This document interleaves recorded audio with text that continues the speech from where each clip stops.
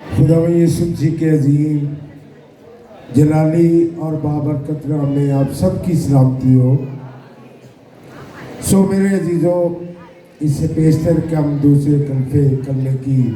جانب بڑھیں۔ سو جو بھائی ادھر سامنے کھڑے ہوتے ہیں، نظر آتا ہے کہ کہاں تھوڑی سی بھی جگہ ہے، بہنیں بھائی تھوڑا آگے آ جائیں گے تو جو پیچھے آنے والے ہیں ان کے لیے جگہ ملے گی۔ سو اگر آپ ایسا کریں گے تو خداوند آپ کو برکت دے گا، کیونکہ ہم خداوند کے حکم سے اس کی مرضی کو پورا کرنے کے لیے اس کی آواز کو سنتے ہوئے اس کی ہیکل میں آئے ہیں، اور اسی لیے آئے ہیں کہ وہ ہمیں برکت دے۔ سو دوسرے کلمے کی جانب ہم بڑھتے ہیں۔ سو خداوند کے زندگی بخش کلام میں یوں لکھا ہے، لوکا طبیب کی معرفت لکھا گیا انجیلی بیان، اور اس کا 23 باب اور اس کی 43 آیت۔ خداوند کے کلام میں یوں لکھا ہے، اس نے اس سے کہا، میں تجھ سے سچ کہتا ہوں کہ تو آج ہی میرے ساتھ فردوس میں ہوگا۔ خداوند کے زندگی بخش کلام کے پڑھے، سنے اور قبول کیے جانے پر خداوند کی برکت ہو۔ سو دوسرا کلمہ جو میرے اور آپ کے نجات دہندے یسوع مسیح نے صلیب پر فرمایا، اس ڈاکو سے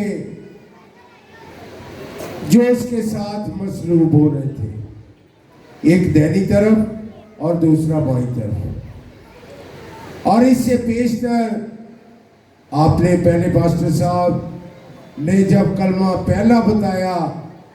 معافی کا، تو اس میں ہم دیکھتے ہیں کہ میرا اور آپ کا نجات دہندہ یسوع مسیح، جس پر کسی قسم کا انہوں نے کوئی رعایتی کام نہیں کیا، کوئی 19-20 کی لچک پیدا نہیں کی، بلکہ ہر وہ بات اس کے حق میں کہی جس سے اس کی تذلیل ہوتی، جس سے اس کو دکھ دیا جاتا، اور ہر فرد جو وہاں موجود تھا، سو مسفر بہت سارے خادمین اس بات کی تصدیق کرتے ہیں کہ جب یہ واقعہ ہوا تو کوئی تھوڑے لوگ تھے، 40 لاکھ کے قریب وہاں دنیا موجود تھی، اور صرف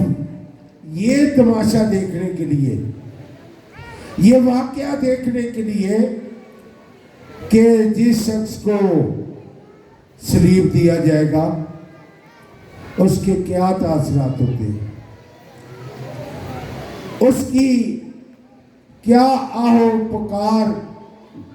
سنی جاتی ہے۔ لیکن میرے اور آپ کے نجات دہندے یسوع مسیح نے، جس کی محبت کو آپ مانتے ہوئے اس کی ہیکل میں آئے ہیں، اس نے کسی کے خلاف کوئی بات نہ کہی۔ جیسے ہمارے سامنے کوئی ہمارے خلاف بات کرتا ہے تو ہمارا رویہ کیا ہوتا ہے کہ نہیں، اس نے اگر مجھے ایک بات کہی ہے تو میں 3 نہیں 2 تو کہوں گا۔ لیکن جب آپ اور میں انسنی کر دیتے ہیں تو تبھی ہمارے دل میں اس بات کا احساس ہوتا ہے کہ نہیں، میں نے اس اپنے بھائی کو، اس بیٹی کو، اس بہن کو معاف کرنا ہے۔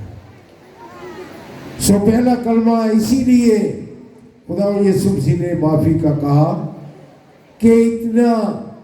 تشدد اس کے ساتھ کیا جا رہا تھا، ہاتھوں پاؤں میں کیل لگ رہے تھے، ان سے بیشتر کانٹوں کا تاج اس کے سر پر رکھا گیا، لیکن پھر بھی اس نے فرمایا کہ اے باپ، تو ان کو معاف کر دے، کیونکہ یہ ناسمجھ ہے، یہ نہیں جانتے کہ کیا کر رہے ہیں۔ اور دوسرا کلمہ اس نے فرمایا، وعدہ کیا اس ڈاکو کے ساتھ جس کو لوگ بڑی حقارت کی نگاہ سے دیکھ رہے تھے کہ یہ تو اپنے کیے کی سزا پا رہا ہے،